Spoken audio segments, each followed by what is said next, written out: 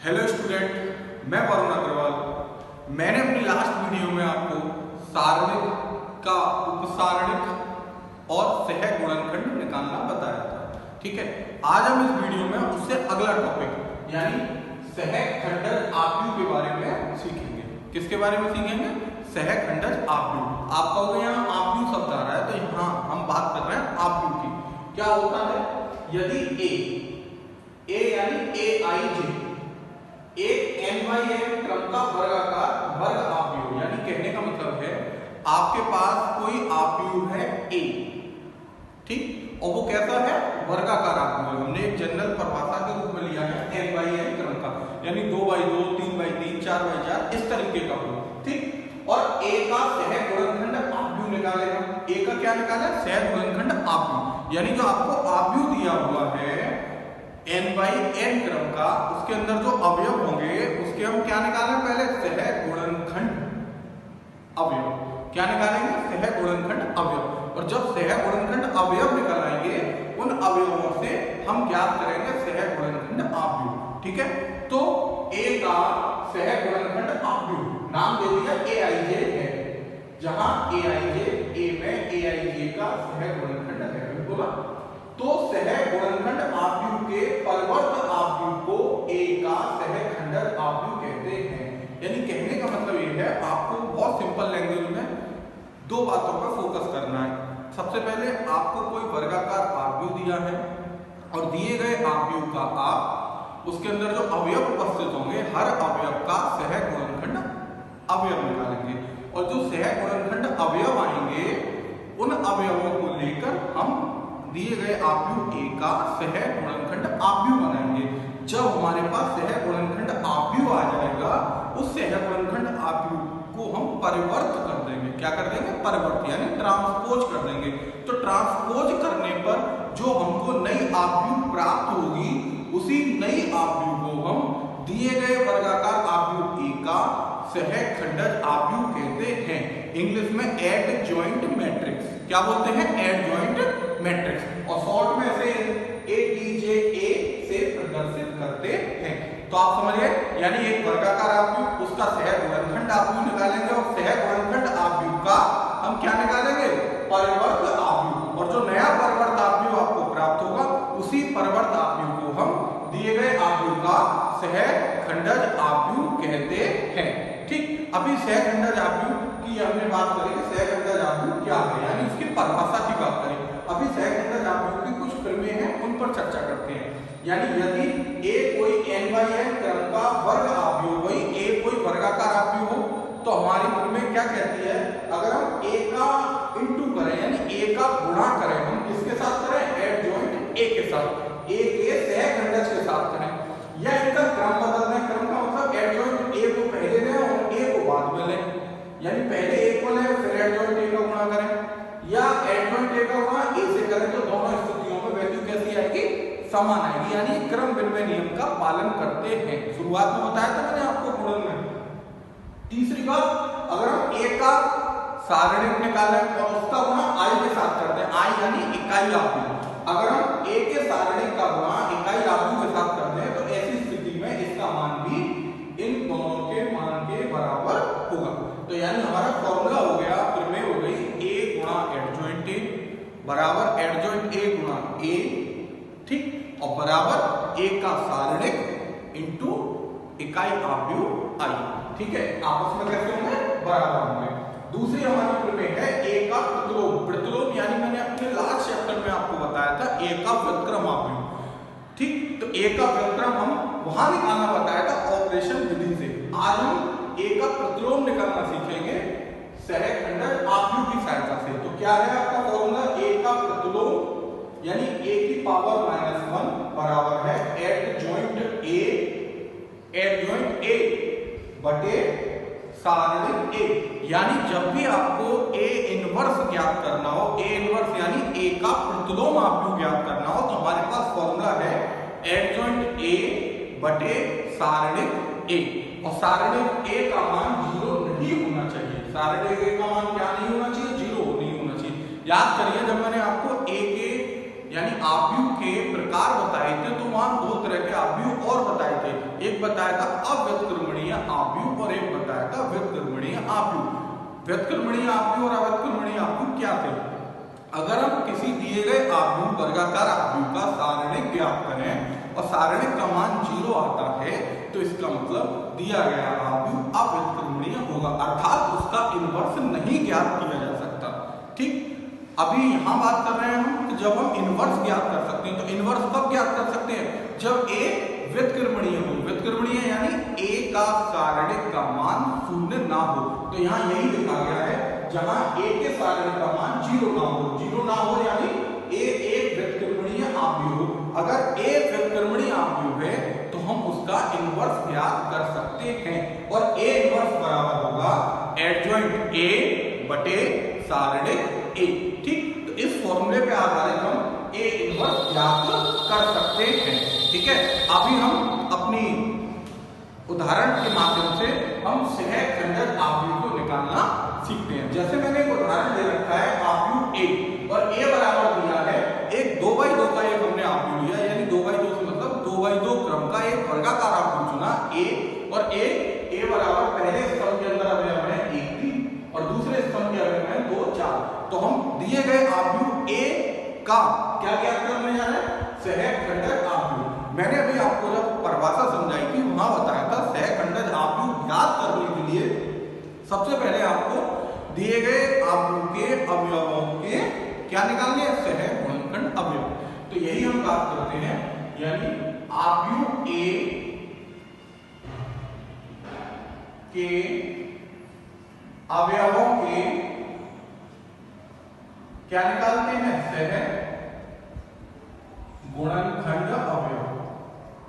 क्या निकालने चलते हैं? सहगुणनखंड अवयव। ठीक, पहले हम इनको निकालेंगे, उसके बाद हम क्या ज्ञात करेंगे? सहगुणनखंड आव्यूह। तो हमारा पहला अवयव है 1, तो 1 का क्या? सहगुणनखंड। अपनी लास्ट वीडियो में, अपने लास्ट टॉपिक में मैंने आपको सहगुणनखंड निकालना बताया था। इसे हमने नाम दे दिया A11, जिससे आगे हम बार बार हमें थ्योरी नहीं लिखनी पड़ेगी, एक नंबरिंग करती है। A11 यानी A11 का मतलब पहली रो और पहले कॉलम के लिए निकाल रहे हैं। तो याद करिए, पहली रो पहले कॉलम के लिए निकालेंगे तो 2 चीजें आती थी। क्या आती थी? याद करो, एक तो जिस अवयव का निकाल रहे हैं उस अवयव का उपसारणिक निकालना होता था, और साथ में इंटू में क्या आता था? -1 की पावर r प्लस सी। r प्लस सी यानी किस पंक्ति में हो, किस स्तंभ में है। तो यहाँ नंबरिंग देने से ये फायदा है, आपको क्लियरली दिख रहा है 1 1 यानी पहली रो और पहली पंक्ति में है, तो -1 की पावर आ जाएगा 1 + 1, और साथ में 1 का उपसारणिक। तो 1 का उपसारणिक कैसे निकालते थे? एक जिस पंक्ति और जिस स्तंभ में आ रहा है हम उस पंक्ति और उस स्तंभ को हटा देंगे। तो एक आपका यहाँ आ रहा है पहली पंक्ति पहले स्तंभ में, और पहली पंक्ति में इसको छोड़ा तो सिर्फ क्या बचा? 4 को लिख दिया हमने सारणिक के अंदर। हल करेंगे, हल करने पर देखिए -1 की पावर 2 यानी -1 की पावर 2 का मतलब -1 की पावर सम संख्या, और जब -1 की पावर सम संख्या होती है तो मान धनात्मक होता है। तो इसका मान धन हो गया, धन का 1, और ये सारणिक के अंदर सिर्फ 4 तो सिर्फ 4 आ जाएगा। फाइनली हमारे पास आ गया यहाँ कितना? 4। अगला काम 1 का सहगुणनखंड हो गया, 1 के बाद अगला एलिमेंट कौन? 2 का सहगुणनखंड। ये जरूरी नहीं है आपको थ्योरी लिखनी है, आप लिखना चाहो मैंने समझाने के लिए लिख दिया है A12 क्यों? पहली पंक्ति और दूसरा स्तंभ हो गया। अब आप देखिए तो यहाँ क्या लिखेंगे? -1 की पावर 1 2, तो 1 + 2 पहली पंक्ति और दूसरा स्तंभ। तो यहाँ से ये फायदा हो रहा है आपका क्रम से। हमें किसका निकालना है? 2 का। तो 2 का उपसारणिक क्या होगा? 2 किस पंक्ति और किस स्तंभ में? पहली पंक्ति में उसके अवयवों को छोड़ दिया, दूसरे स्तंभ में उसके अवयवों को छोड़ दिया, तो क्या रह जाता है? 3। तो यहाँ 3 सारणिक के अंदर लिख देंगे। -1 की पावर 3 यानी -1 की पावर विषम संख्या, और -1 की पावर विषम संख्या इसका मतलब माइनस का चिन्ह आएगा। तो यहाँ माइनस और 3 का सारणिक निकालेंगे तो 3 का सारणिक कितना आने वाला है? 3। तो इस तरह से 2 का सहगुणनखंड आ गया, 1 का हो गया, 2 का हो गया। 3 की बात करते हैं, 3 का सहगुणनखंड। 3 का क्या निकाला हमने? सह गुणनखंड। नाम देंगे 2 1। 2 1 क्यों? दूसरी पंक्ति के अंदर है ये और पहले स्तंभ के अंदर है, तो इसलिए इसका नाम हो गया A21। ठीक, A21 तो हमारा फॉर्मूला बन जाएगा -1 की पावर 2 + 1, दूसरी पंक्ति और पहला स्तंभ। अब इस 3 का उपसारणिक देखिए, 3 का उपसारणिक कितना है? 3 पहले स्तंभ में आ रहा है उसको छुपा लिया, दूसरी पंक्ति में आ रहा है इसको छुपा लिया, क्या बचता है? सिर्फ 2, तो 2 सारणिक के अंदर आ जाएगा। अभी यहाँ देखिए -1 की पावर 3, -1 की पावर 3 यानी -1 की पावर विषम संख्या और -1 की पावर विषम संख्या तो ऋण आ जाएगा। साथ ही 2 का सारणिक को हल करेंगे तो सिर्फ कितना आने वाला है? 2। तो इस तरह से हमने 3 का सह गुणनखंड निकाला। अब बारी है 4 की, तो 4 का सह गुणनखंड किसका? 4 का सह गुणनखंड। 4 का सह गुणनखंड है, 4 किस पोजीशन पे है? 2 2 2 यानी दूसरी पंक्ति और दूसरा स्तंभ। दूसरी पंक्ति दूसरा स्तंभ, तो इसका क्या होगा? -1 की पावर 2 + 2, दूसरी पंक्ति और दूसरा स्तंभ। और 4 का उपसारणिक क्या होगा? 4 किस पंक्ति किस स्तंभ में है? दूसरी पंक्ति में उसको छुपाया, दूसरे स्तंभ में है उसको छुपाया, तो आपके पास बचा 1। तो 1 सारणिक के अंदर आ जाएगा। -1 की पावर 4 यानी -1 की पावर 4 का मतलब -1 की पावर सम संख्या, और -1 की पावर सम संख्या का मतलब प्लस आएगा, तो यहाँ ये प्लस हो जाएगा और 1 का सारणिक निकालेंगे 1, तो फाइनली आपके पास कितना आया? 1। तो इस तरह से हमने जो आव्यूह आपको वर्गाकार दे रखा था, उस आव्यूह के अंदर 4 अवयव थे, उन चारों अवयवों का हमने एक एक कर क्या ज्ञात किया? सह गुणनखंड। क्या निकाला? सह गुणनखंड। अभी सह गुणनखंड आ गया, तो अभी हम क्या करने वाले हैं? सह गुणनखंडों से सह गुणनखंड आव्यूह बनाएंगे। किसका? A का। तो हम लिखते हैं A का सह गुणनखंड आव्यूह, यानी क्या निकालने जा रहे हैं? दी गई आव्यूह A का सह गुणनखंड आव्यूह, यानी जो आपको मैट्रिक्स A दे रखी है उसकी हमने क्या निकाली? Cofactor matrix. क्या निकाली? Cofactor matrix. कोफैक्टर मैट्रिक्स क्या होगा? हमने जिस स्थान पर से इनको चुना था, इनकी पोजीशन के आधार पर उसी पोजीशन पर रखो।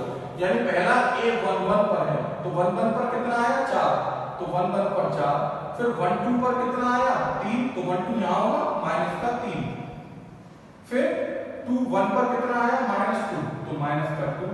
फिर 22 पर कितना आया? 1, तो 1। तो इस तरह से हमने क्या ज्ञात कर लिया? A का सह गुणनखंड आव्यूह। क्या ज्ञात किया? A का सह गुणनखंड आव्यूह। ठीक, अभी मैं उम्मीद करता हूं आप आराम से A का सह गुणनखंड आव्यूह निकालना सीखे होंगे। यहां तक तो हमारा कल का ही काम था, अपनी लास्ट वीडियो का काम था, जब मैंने आपको बताया था कि हम कैसे किसी भी अवयव का सह गुणनखंड ज्ञात करते थे। तो यह हमने सह गुणनखंड निकाला, उसी सह गुणनखंड की सहायता से हमने क्या ज्ञात कर दिया? सह गुणनखंड आव्यूह।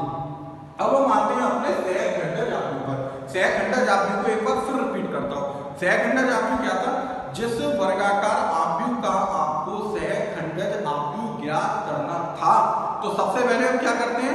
दिए गए आव्यूह से, दिए गए वर्गाकार आव्यूह से हम उसका सह गुणनखंड आव्यूह ज्ञात करते हैं, जो कि हमने ज्ञात कर लिया। अगला काम, जो सह गुणनखंड आव्यूह आया है उसका हम परिवर्त कर देते हैं। क्या कर देते हैं?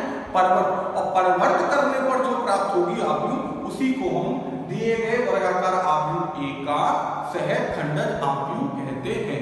यानी हम इस आव्यूह का क्या करने जा रहे हैं? परिवर्त करने जा रहे हैं। क्या करने जा रहे हैं? परिवर्त करने जा रहे हैं। यानी हम लिखने जा रहे हैं A का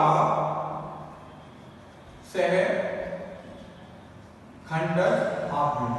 क्या ज्ञात कर रहे हैं? A का सहखंडज आव्यूह। और क्या बोलते हैं उसे? ADJ-A। क्या बोलते हैं? ADJ-A। यानी A का सहखंडज आव्यूह। क्या ज्ञात करने जा रहे हैं? A का सहखंडज आव्यूह। और क्या बोलते हैं उसे? ADJ-A, या फुल लिखना चाहो तो एडजॉइंट A। और क्या होता है? ये जो सह गुणनखंड आव्यूह आया है उसका परिवर्त ज्ञात कर दो। परिवर्त आव्यूह आपको याद होगा पीछे पढ़ाया था। क्या था? रो को कॉलम में परिवर्तित कर दो, या जो कॉलम में है उसे रो में परिवर्तित कर दो। यानी कहने का मतलब ये आ गया आपका 4 - 3 पहली पंक्ति में इससे पहला स्तंभ बना दो 4 माइनस 3, जो दूसरी पंक्ति के अवयव है उसे दूसरा स्तंभ बना दो -2 1 तो -2 1। इस तरह से हमने सहगुणनखंड आव्यूह का परिवर्त आव्यूह ज्ञात कर लिया। और ये जो हमारा परिवर्त आव्यूह ज्ञात हुआ है, इसी परिवर्त आव्यूह का दिए गए वर्गाकार आव्यूह का सहखंडक आव्यूह कहते हैं। तो आप उम्मीद करता हूं सभी लोग समझ गए होंगे कि हम किस तरीके से दिए गए वर्गाकार आव्यूह का हम सहखंडक आव्यूह ज्ञात कर सकते हैं। ये तो मैंने एक उदाहरण लिया 2x2 का, इसी तरह से आप 3x3, 4x4, 5x5 कितने का भी हो, हर एक का आप सहखंडक आव्यूह ज्ञात कर सकते हैं। अभी मैं एक क्वेश्चन और लेता हूं और मैं उस क्वेश्चन में आपको इनवर्स निकालना सीखते हैं। क्या सीखते हैं? इनवर्स निकालना, यानी दिए गए वर्गाकार आव्यूह का व्युत्क्रम आव्यूह ज्ञात करना। तो एक और उदाहरण लेते हैं। हमने एक क्वेश्चन लिया, आपको एक वर्गाकार आव्यूह दे रखी है 2x2 की, 2 5 3 -2, ठीक। एक हमने 2x2 क्रम की वर्गाकार आव्यूह चुनी और दी गई वर्गाकार आव्यूह का आपको इनवर्स ज्ञात करना है। इनवर्स यानी व्युत्क्रम आव्यूह या प्रतिलोम आव्यूह ज्ञात करना है। तो कैसे हम ए का व्युत्क्रम आव्यूह ज्ञात कर सकते हैं, उस पर चर्चा करते हैं। मैंने आपको ए का प्रतिलोम ज्ञात करने के लिए ये फॉर्मूला लिखाया है। क्या फॉर्मूला लिखाया है? ए इनवर्स बराबर एडजॉइंट ए बटे सारणिक ए, ठीक। एक फॉर्मूला। दूसरा तरीका मैंने आपको ऑपरेशन द्वारा बताया था, प्रारंभिक संक्रियाओं द्वारा, ठीक है, अपने लास्ट चैप्टर के अंदर, जब मैंने लास्ट चैप्टर आपको यानी आव्यूह पढ़ाया था वहां आपको सिखाया था। तो आज आपके पास दो विधियां होंगी, एक प्रारंभिक संक्रियाओं द्वारा हम इनवर्स ज्ञात कर सकते हैं और एक हम इस एडजॉइंट की सहायता से या सारणिक की सहायता से हम किसी दिए गए वर्गाकार आव्यूह का इनवर्स मैट्रिक्स ज्ञात कर सकते हैं।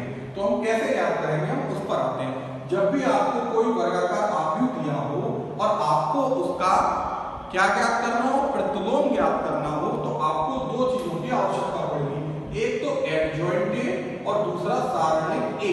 तो जब भी आपको इनवर्स ज्ञात करना हो इस विधि से, तो एडजॉइंट ए निकालने से पहले हम सबसे पहले ए का सारणिक ज्ञात करेंगे। क्या ज्ञात करेंगे? ए का सारणिक। तो हम लिखते हैं ए का सारणिक, ए के सारणिक का चिन्ह ए और ये सारणिक का चिन्ह, ठीक। 2 5 3 -2, ठीक। बात आई, हमने कहा ए का सारणिक ज्ञात करेंगे। तो हम कह रहे हैं ए का सारणिक हम क्यों ज्ञात करेंगे? क्योंकि ए का सारणिक पहले ज्ञात करना इसलिए आवश्यक है कि क्या दिए गए वर्गाकार आव्यूह का इनवर्स संभव है या नहीं है। हमारा ए का सारणिक निकालने का पहला लक्ष्य क्या है? ए का सारणिक हम पहले इसलिए ज्ञात कर रहे हैं कि दी गई वर्गाकार आव्यूह का इनवर्स संभव है या नहीं। क्योंकि अगर दिए गए आव्यूह का इनवर्स संभव नहीं है तो फिर एडजॉइंट निकालने से हमारा कुछ भी फायदा नहीं होने वाला। क्यों? क्योंकि अगर सारणिक का इनवर्स कब संभव है?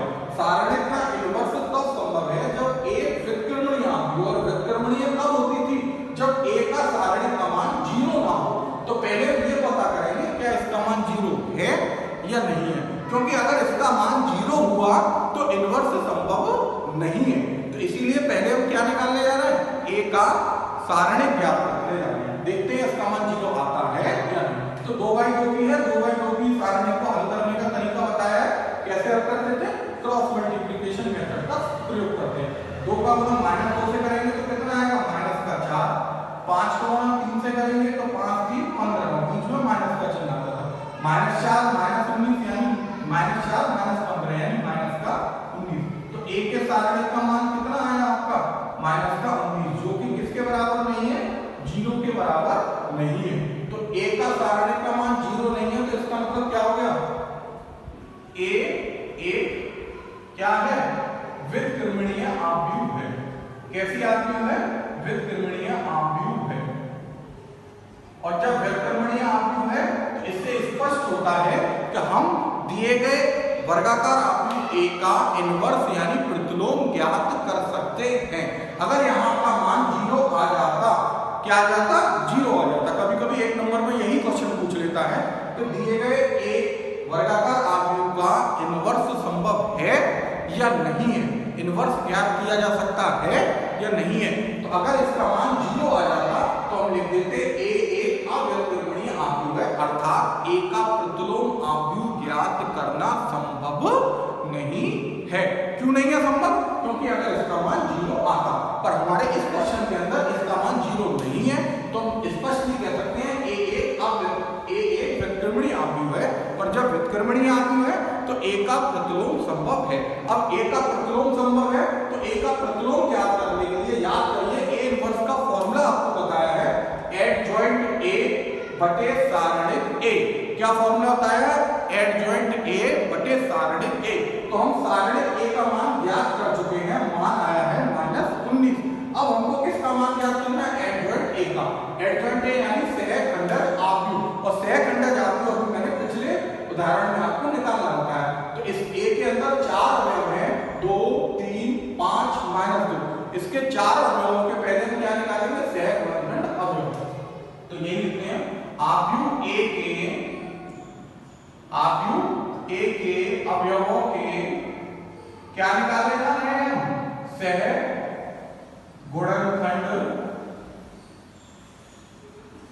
अवयव। क्या निकालते हैं? सहगुणनखंड अवयव। और किस तरीके से निकालते हैं? देखिए ध्यान से।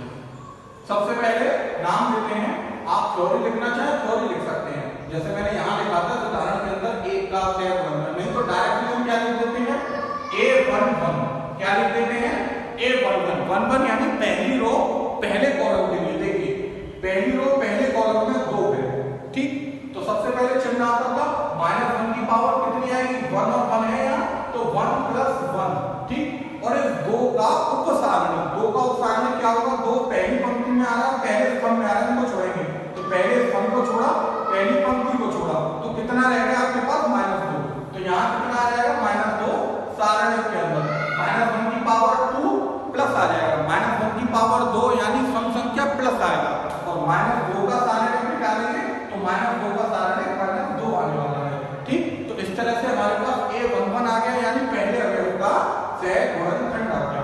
अब हमारा अगला है A12 यानी पहली पंक्ति दूसरे कॉलम के लिए। तो हमारा फॉर्मूला आएगा -1 की पावर 1 + 2। 1 + 2 क्यों? पहली पंक्ति और दूसरा स्तंभ। पहली पंक्ति दूसरा स्तंभ का अवयव है 3। इस 3 का उपसारणिक ज्ञात करते हैं। क्या? 3 का उपसारणिक। 3 का उपसारणिक क्या होगा? 3 पहली पंक्ति में आ रहा है, इसको छुपाया, दूसरे स्तंभ में आ रहा है, इसको छुपाया, क्या बचता है? 5। तो हम यहाँ क्या लिखेंगे? सारणिक के अंदर 5 लिखेंगे। -1 की पावर 3 यानी ऋण आएगा, और 5 का सारणिक निकालेंगे सिर्फ 5 आएगा, ठीक। तो हमने A11 ज्ञात किया, A12 ज्ञात किया। अब बारी है A21 की। किसकी? A21 यानी -1 की पावर कितना आएगा? 2 + 1, और यहाँ 5 के लिए बात कर रहे हैं, तो 5 का उपसारण।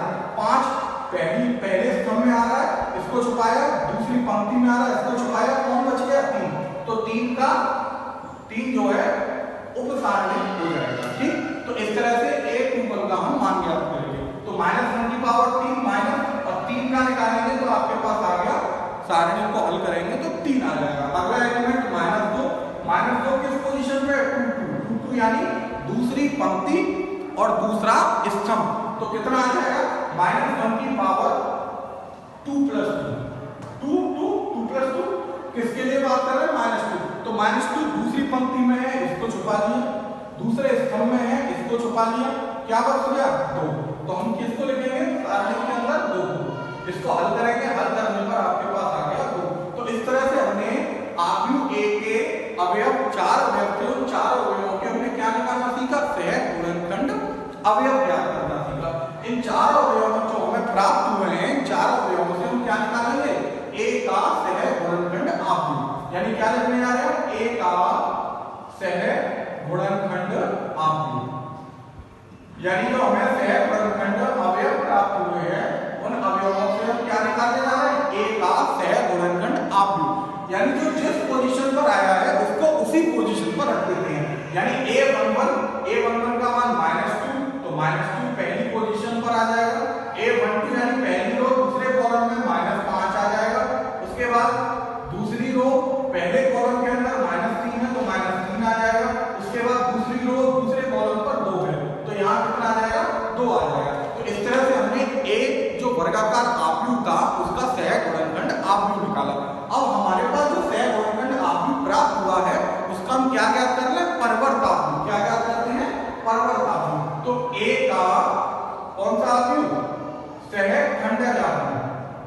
सहखंडज आव्यूह कब प्राप्त होगा आपको?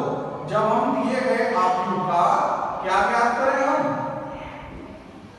दिए गए आव्यूह का सह गुणनखंड आव्यूह का अगर हम परिवर्त कर देंगे तो हमें सहखंडज आव्यूह प्राप्त हो जाएगा। तो करते हैं परिवर्त करेंगे तो -2 -5 पहली पंक्ति में था जो कि पहले स्तंभ में आ जाएगा, -3 2 दूसरी पंक्ति में था जो कि दूसरे स्तंभ में आ जाएगा। इस तरह से हमको ए डीजे ए प्राप्त हो गया। क्या प्राप्त हो गया? ए डीजे ए, यानी एडजॉइंट ए, यानी ए का सहखंडज आव्यूह। पर हमको ना तो एडजॉइंट ज्ञात करना था ना ए का सारणिक ज्ञात करना था। अपना लक्ष्य था इस क्वेश्चन के अंदर ए का प्रतिलोम ज्ञात करना। तो हम बात करते हैं ए का प्रतिलोम आव्यूह। ए का कौन सा आव्यूह? प्रतिलोम आव्यूह, यानी व्युत्क्रम आव्यूह। और अपना क्या कहलाता है? ए की पावर -1। और ए की पावर -1 का फॉर्मूला हमारा कितना है? एडजॉइंट ए बटे एडजॉइंट ए बटे ए का सारणिक। तो एडजॉइंट ए का मान भी पता है और सारणिक का मान भी पता है, आप रख सकते हैं। सारणिक का मान आया है -19, तो -19 बटे में आएगा तो ऐसे कर लेते हैं 1 बटे 19, माइनस का चिन्ह लिखते हुए हमें, ठीक। और एडजॉइंट का मान कितना आया है? -2 -3 -5 2। तो इस तरह से हमने क्या ज्ञात कर लिया? हमने दिए गए वर्गाकार आव्यूह का प्रतिलोम आव्यूह ज्ञात कर लिया, ठीक है। दूसरी बात, हम उत्तर की जांच कर सकते हैं। मैंने उत्तर की जांच करना भी बताया था कि हमारा उत्तर सही आया है कि गलत आया है। कैसे हम उत्तर की जांच कर सकते हैं? जो हमको ए इनवर्स प्राप्त हुआ है, अगर हम उसका मल्टीप्लाई इस ए के साथ करेंगे तो मल्टीप्लाई करने पर याद करिए मैंने आपको बताया था आई आएगा, आई यानी आई आव्यूह आएगा। इस ए का मल्टीप्लाई ए इनवर्स के साथ आप करके देख सकते हैं कि अपना उत्तर कितना आ रहा है। तो इस तरह से हमने आज क्या सीखा कि सहखंडज आव्यूह क्या होता है, हमने उसकी परिभाषा सीखी। सहखंडज आव्यूह पर आधारित हमने फिल्में पढ़ी और साथ ही सहखंडज आव्यूह हम कैसे ज्ञात कर सकते हैं और सहखंडज आव्यूह की सहायता से हमने दिए गए वर्गाकार आव्यूह का प्रतिलोम आव्यूह ज्ञात करना सीखा। तो आज मैंने आपको जो टॉपिक पढ़ाया उसको ध्यानपूर्वक समझिएगा। कहीं दिक्कत रहती है मुझसे पूछिएगा। मैं अपनी अगली वीडियो में कुछ नए सवालों के साथ और कुछ नए टॉपिकों के साथ मिलूंगा। तब तक के लिए नमस्कार।